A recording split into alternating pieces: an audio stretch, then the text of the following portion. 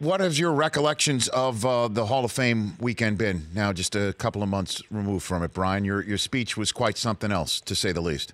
Yeah, it was from my heart, 100% from my heart, and just the beginning of things that are going to happen going forward. I've already started some of the things that I've been doing in my Better Man challenges and my Better Man conference.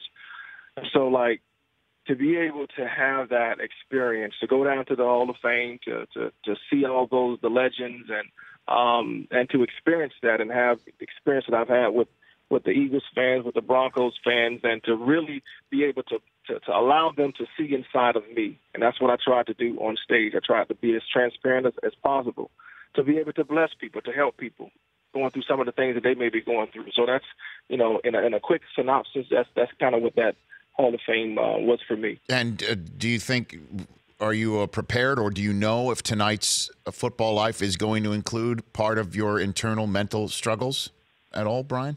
It will, because that's something that I made sure that we talked about, because I think it's extremely important to have those conversations to let people know that, they're not the only ones going through what they're going through. And, that it's, and like I said in my speech, there is hope on the other side. There's hope.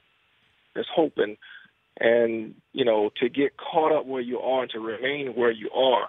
Like, I would have never been able to see the man that I am today had I got caught up and stayed where I was in those times of displeasure and pain. Now, when I was interviewing you in those years of consecutive Pro Bowls, and obviously McNabb on offense and Reed and all those years where you were contenders for the Super Bowl, made it one year, you were struggling with happiness at that time? No, not necessarily. So that's the thing about it. It's not a continuous thing. It's not an always thing.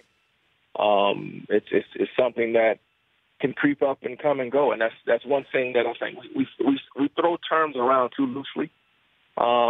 Depression and the like. I think sometimes it's just you're going through some turbulence in your life. Sometimes it's just a whole bunch of stuff hit you at the same time, and you're having some adverse reactions as far as emotions are concerned.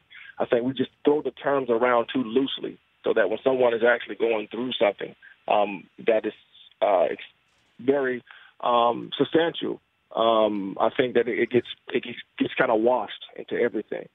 So, going through some of the things that I went through in the beginning of my career is what I really tried to focus on in my speech, because that is where a lot of pressure was upon me. That's where a lot of things, I didn't have the answers. I didn't have the mental aptitude. I didn't have the spiritual aptitude to be able to deal with the things that was coming towards me.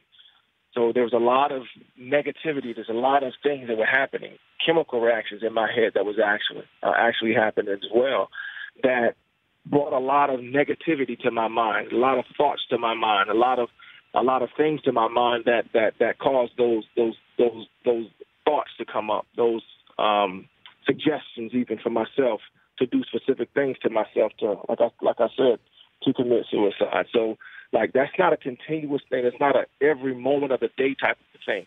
I wanted to make sure I focus on that part of my life, but I also know that going forward in my life, that is something that is always there. It's always in the back corner, just waiting for an opportunity to give me those negative thoughts. And that's why, for me, I do specific things in my life. I'm a disciplined individual. I do specific things in my life now that help ward off a lot of those things that would try to even creep back into my thoughts. The Rich Eisen Show, weekdays at noon Eastern on Audience.